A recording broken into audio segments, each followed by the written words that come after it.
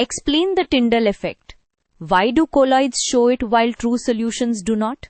Give examples from daily life जैसे fog, milk, smoke और discuss करो कि मिक्सचर्स को आइडेंटिफाई करने में इसका क्या सिग्निफिकेंस है.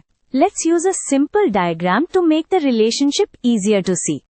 सबसे पहले टिंडल इफेक्ट का कोर आइडिया समझते हैं. जब लाइट किसी मिक्सचर से गुजरती है और उसमें मीडियम साइज पार्टिकल्स प्रेजेंट होते हैं तो लाइट स्कैटर होती है.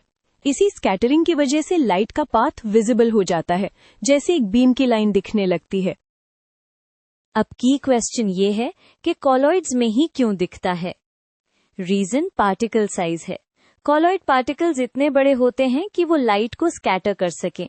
सो लाइट सीधी पास होने के बजाय डिफरेंट डायरेक्शंस में फैल जाती है और हमें बीम का ट्रैक नजर आता है.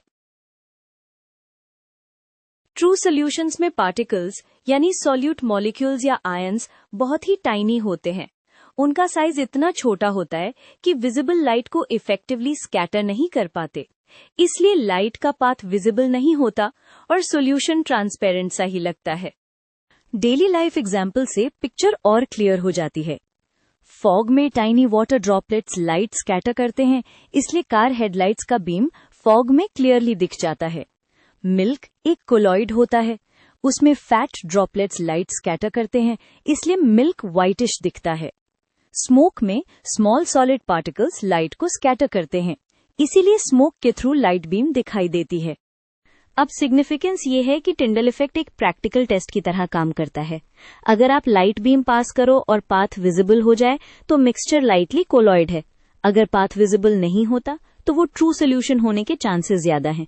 ये स्पेशली हेल्पफुल होता है जब दोनों लुक सिमिलर, जैसे शुगर सोल्यूशन वर्सेस मिल्क.